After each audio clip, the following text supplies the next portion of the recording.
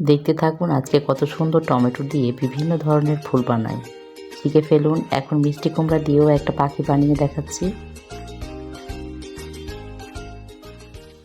আবারও টমেটো দিয়ে ফুল বানাবো। এটা একটা পদ্ম ফুল বানালাম। এখন দেখতে থাকুন আরেক চমক। একটার পর একটা ফুল বানাতেই আছি আমি। কেমন লাগলো ভিডিওটা অবশ্যই কমেন্টে জানাবেন, পাশে থাকবেন। দেখতে থাকুন আজকে কত সুন্দর টমেটো দিয়ে বিভিন্ন ধরনের ফুল বানাই। শিখে ফেলুন। এখন মিষ্টি কুমড়া দিয়েও একটা পাখি বানিয়ে দেখাচ্ছি। আবারও টমেটো দিয়ে ফুল বানাবো। এটা একটা পদ্ম ফুল বানালাম। এখন দেখতে থাকুন আরেক চমক। একটার পর একটা ফুল বানাতেই আছি আমি।